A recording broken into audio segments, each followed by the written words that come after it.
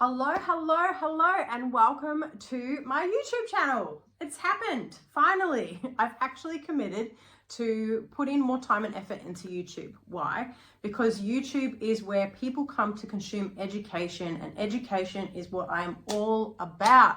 Because there are too many people out there suffering unnecessarily from situations and circumstances that are continuing on in their life, when actually the remedy to the challenge is in the situation or circumstance that they're trying to avoid. And so what I'm really passionate about is helping to teach people how to actually use your life as the medicine that it is, and give you the map in order for you to read what is actually going on here and why does it matter. Because it's within the challenges or the perceived challenges that we hold as individuals that we project our own inner workings onto, and it is through the language that we use to describe those things that we can actually reverse engineer our own healing and find the pathway, or what I like to call the remedy or the medicine in the moment. So if that sounds like something that you are very excited for and right on board with, make sure that you like and subscribe to this channel, and you will continue to be getting information from me and education around how this specifically works, what is the science behind it, and most importantly, how do we actually integrate it into our life? Because I don't know about you, but there is a lot of personal development that is all about the aha moment, right? That insight, that lovely, juicy bit of morsel that kind of makes us excited and enlivened because we've got a new piece of information. And yet, if we just hold that information in our awareness and do nothing with it, what happens is that we're actually worse off. It creates more suffering, because now, instead of actually healing and moving beyond past traumas, we've got even more evidence that our mind can channel our insecurities through in order to compound that story that says there's something wrong with me, I'm not good enough, I never follow through, yada, yada, yada, insert whatever story here. So unless we are actively resolving that story, then what we have to understand is that the unconscious mind is actually intervening in our process and keeping us safe. Now, this can be a very painful and yet very eventually beneficial thing, because once you understand what the story of your mind is, then now you actually have the power. Because we know that when change is afoot for the unconscious mind, what it's going to do is it's going to have a hissy fit. She is going to tantrum like a mofo. She's going to make sure that she pulls out all of the stops being your insecurities, your stories, your limitation, your distraction techniques, the things that you use in order to keep safe. All of those things are going to come to the fore. Now, here's the cool thing.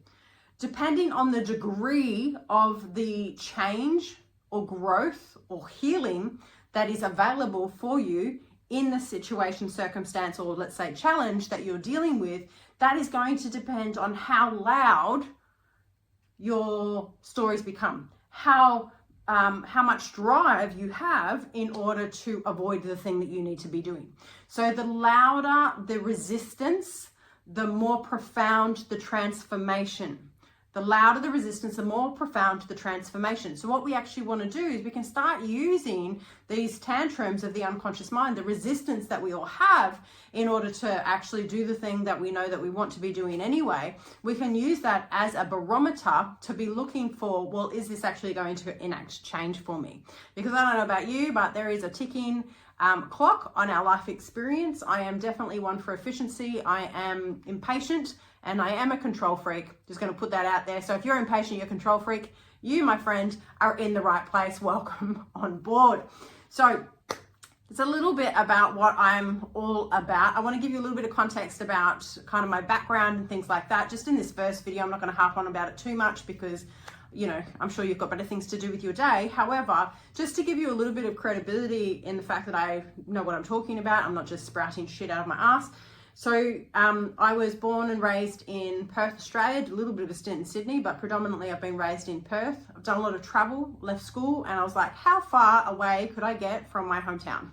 So I went there. So I was an exchange student in Panama. I then traveled around the world for a number of years trying to find who I was. And what I realized was that who I wasn't going anywhere, didn't go anywhere. I took myself with me no matter where I went, funny enough. And so some of the emotional challenges, the mental challenges that I was having weren't magically resolved through travel, much to my disgust. And so by the time 3.5 years later, when I came home, one of the things that I recognized is that if I wanted to start overcoming these emotional challenges that I was having, I was going to actually have to do the work myself. I couldn't just keep on avoiding them by moving countries or by moving states, even though honestly, super fucking fun. So I knew at that point we needed to do some work, and I was introduced to a spiritual practice and the world of quantum physics, and really looking at the basis of reality around this time. This also coincided with my hair falling out at 19.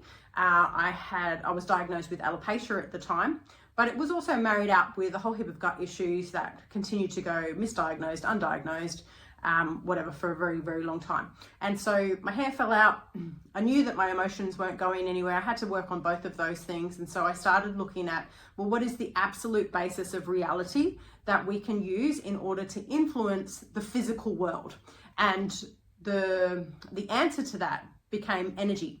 So I really spent probably about the next 8 to 10 years going down the world of energy healing, looking at how we influence energy, how we manifest through our thoughts, our feelings, and our intention, and really wanting to understand how to optimize energy for the process of healing, growth, expansion, etc.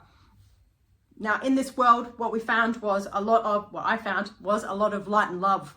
In fact, even through the grips of a very traumatic, toxic relationship, the advice that was given to me by my mentor in a very destructive environment was, you just have to love him. And so whilst I took that on at the time, looking back now, knowing what I now know, it's very unhelpful to actually get the advice of staying with somebody who is causing you so much pain. So love and light was definitely the way of the first decade. After that, we were able to manifest a whole heap of really cool stuff.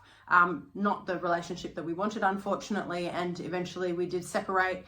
And that's around the time that I found human behavior. So I understood that there were pieces missing from my education around spirituality. And the reason that I knew that was because, very simply, I wasn't getting the results that I wanted. I could create a whole heap of amazing stuff, but I couldn't maintain any of it. And maintaining it was really important, because when you create the thing that you feel is everything that is going to turn things around for you, and then you lose it, my lordy, is that painful, right? So we want to avoid the shit out of that. So I really wanted to understand, well, what was the missing piece? So I went down the road of human behavior, and I started studying coaching, NLP, metadynamics and hypnotherapy, things like that, right? Really wanted to understand how the brain actually worked, how we create associations in the brain, how we create dynamics between people, how we influence those dynamics, and how we can get better results. And so we went from love and light thinking to positive thinking. Positive thinking was the new norm, and really, like, just keep on fucking hustling, right? Just keep on moving, keep on hustling, keep on going. There are no excuses. You just got to keep it going. And so what happened, unsurprisingly, was I burnt out. So there was some neurological issues that started to come up. I was still experiencing gut issues, even though I'd been focused on my gut for about 10, 15 years. And so now I'm starting to get neurological symptoms. I went into a chronic fatigue state and was completely wiped out for about 6 months. So what this showed me was that there was another piece I was clearly missing. And around this time is when I actually found the world of psychosomatics. It was a year later that I was able to actually study psychosomatics. But what psychosomatics did for me is it really bridged the gap. So it took the understanding of the energies and the spirituality and quantum physics pieces, and it took the elements of the mind and the human behavior, and it brought them together in this beautiful trilogy. So now we're looking at the body, the mind, and the spirit, all of them collectively. And what psychosomatics really brought through was an honoring, a respecting, and a validating of the muck, the mess, the shadow, the challenge, the hard emotions. And it allowed a space, and in nearly, not even just allowed for, it really enforced a space of honoring the truth of where I was actually at, what I was truly feeling, what was the experience in the moment. It needed to be honored in order for it to be transcended. And so through psychosomatics, I was able to release a lot of anger, rage, things that I had been carrying around since my teenage years. I was able to really find peace with myself again and my life again. I was able to really trust in myself, allow myself to be held by myself and others, and to really open up to parts of myself that I didn't even know that I was suppressing. So the world of the masculine and feminine really came into my life at this stage, and that in a partnership has been something very fundamental in the work that I've done moving forward. So I really dove into the world of psychosomatics. I became a master psychosomatic practitioner in 2022 after I had some more health issues. So 2020, I actually went down the road of a complete neurological shutdown. I was not able to walk properly, think properly, speak properly. I wasn't able to look after my children. I wasn't able to really leave the house on my own for a number of months there, and lots of we don't know kind of answers. I'll give you the short version because we're just getting to know each other, but essentially I was in 2023 diagnosed with Lyme's disease, which explains everything from the alopecia to the gut issues to the neurological issues to the eventual or to the repetitive shutdown of my entire nervous system. And that's been quite a journey, and a journey that has taught me things that I could not have learned any other way. And one of the things that I want to just highlight here is that if we've all got a story.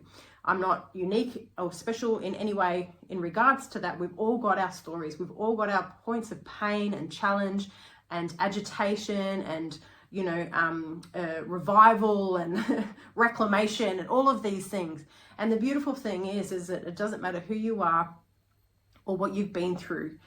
You can look back on those challenges and you can recognize that there are certain lessons, whether you wanted them or not, that were learnt and could only have been learnt through the process in which you've been through. And so through this process of really, a deep ripping back, I would say, stripping back of who I thought I was, all of my identities were stripped back over the preceding, really 5 years after 2020. And as I was moving through what I needed to do in order to heal and grow. And one of the things that I recognized is that life is always teaching us. As a parent, I recognize that what happens in the dynamic between you and a baby prepares you for you and the toddler. What happens with you and the toddler prepares you for you and the child. And it just keeps on going and going and going. We're always being prepared for what's to come next. I don't know if you've noticed that yet. But life is always preparing us. It's always guiding us. It's always ensuring that we have the lesson that we need in order to face the next hard thing. So, a lot of PD and a lot of people who go into personal development do so because they want the challenges to end. This is a very different style of growth or focus on growth, because the reality is that the challenges don't end. They transform in the quality of the expression, but the challenge is inevitable, because once you overcome one challenge, now you've reached the edge of that experience. We're moving into a new norm, right? We're moving into a new cycle of what is my comfort zone. And inevitably at some stage, you're going to hit the edge of that comfort zone and you're going to be met with another challenge to try and keep you in the comfort zone. And it's that challenge that you were there to master in order to move into the next comfort zone, and so on and so forth. And so life is really providing these continuous opportunities for us to move forward and to be able to grow and evolve, and most importantly, express all of who we are. So that is what this work is about. There is a lot of layers to that work. I've just recently written a book called Life as Medicine, and it will be published very, very soon. Super excited. If you would like to get on the waiting list for that, you can do so below. I'll put a link below for you.